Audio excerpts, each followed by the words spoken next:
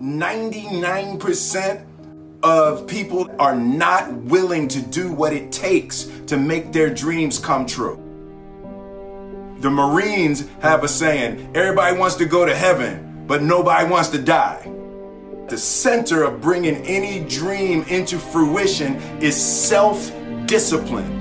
You know, something as simple as food and eating. It's not about your body as much as it is about your mind. It's getting command of your mind to be able to choose actions that are in your own best interest.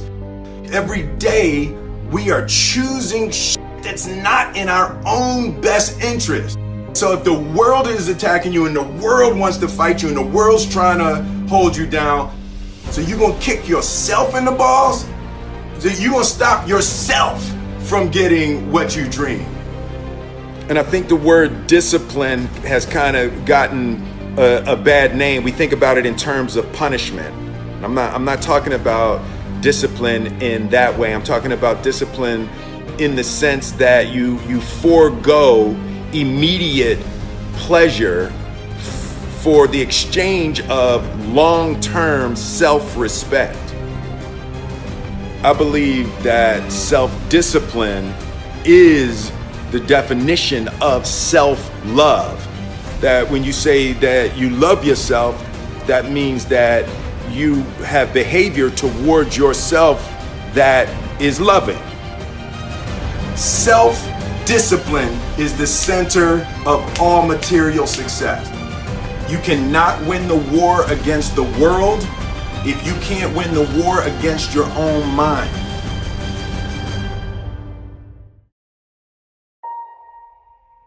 Self-love is when you say to yourself, oh man, look, I know you and that girl got a real connection. I know y'all vibe, but that's your girl's cousin. So I love you too much to let you do that. It's like you say to yourself, hey man, look, I know you want to eat that pizza and it'll be really good, you know, but I can't let you eat that, man, because if you eat that pizza, you're going to feel like shit, you know, and I love you too much to let you eat that. Self-love is, hey, look, I know you got a test on Monday, you know, and I know you really want to go out with your friends. It's Saturday night, you want to go out, but if you fail that test, you're not going to feel good about yourself. You know, I love you too much to let you go out tonight. Self-discipline is self-love. If you want to be happy, you have to love yourself, which means you have to discipline your behavior. The road to sustained happiness is through disciplining your behavior. We tend to base our self-esteem on what other people think. And that's not really self-esteem. Self-esteem is supposed to be how we feel about ourselves. And I was just saying how dangerous it is to allow other people to determine how you're going to feel about you. And it's kind of like looking into a broken mirror. You're going to look in a broken mirror and then change your face to try to look good in this defiled, busted, broken mirror.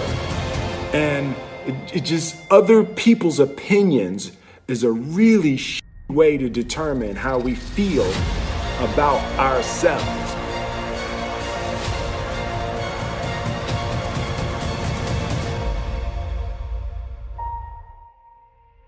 It don't matter whose fault it is that something is broken if it's your responsibility to fix it. For example, it's not somebody's fault if their father was an abusive alcoholic, but it's for damn sure their responsibility to figure out how they're going to deal with those traumas and try to make a life out of it. It's not your fault if your partner cheated and ruined your marriage, but it is for damn sure your responsibility to figure out how to take that pain and how to overcome that and build a happy life for yourself.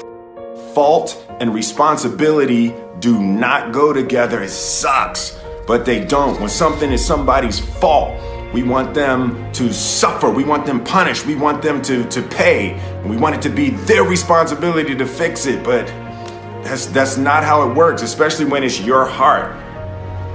Your heart, your life, your happiness is your responsibility and your responsibility alone. As long as we're pointing the finger and stuck in whose fault something is, we're jammed and trapped into victim mode. When you're in victim mode, you are stuck in suffering. The road to power is in taking responsibility. Your heart, your life, your happiness is your responsibility and your responsibility alone. You can make a person smile, you can make a person feel good, you can make a person laugh, but whether or not a person is happy is deeply and totally and utterly out of your control. The prerequisite for spending time with any person is that they nourish and inspire you. They feed your flame. Look at your last 5 text messages. Are those people feeding your flames or dousing your fire? Put your phone down for just a second and look around. Look to the people around you. Are those people throwing logs on your fire or are they pissing on it?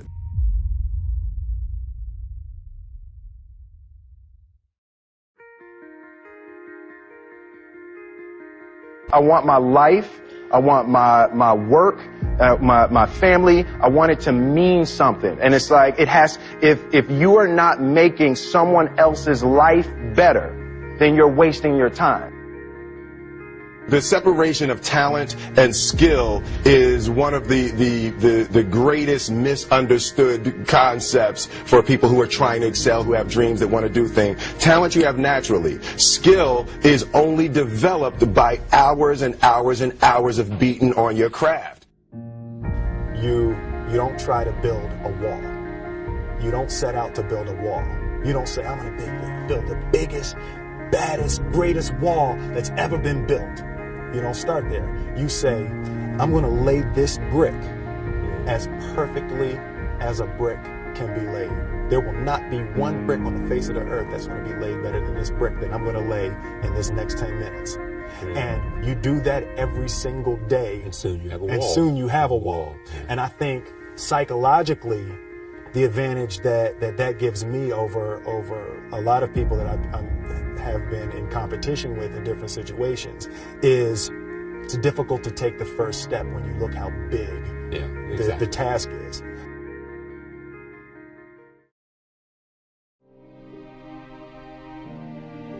The definition of who I am is very clear to me, and it also redefines who I want to be.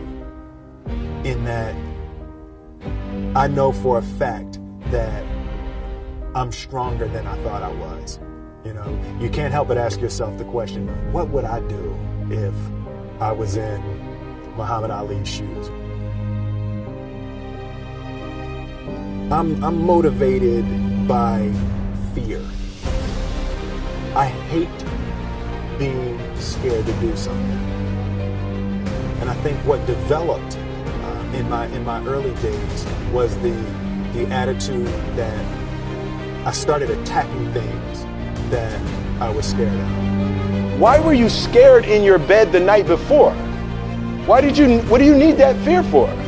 Just don't go. Why are you scared in your bed 16 hours before you jump? Why are you scared in the car? Why could you not enjoy breakfast? Fear of what? You're nowhere even near the airplane. Everything up to the stepping out, there's actually no reason to be scared. It only just ruins your day. You don't have to jump.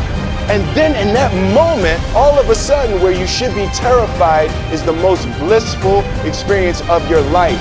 And God placed the best things in life on the other side of terror.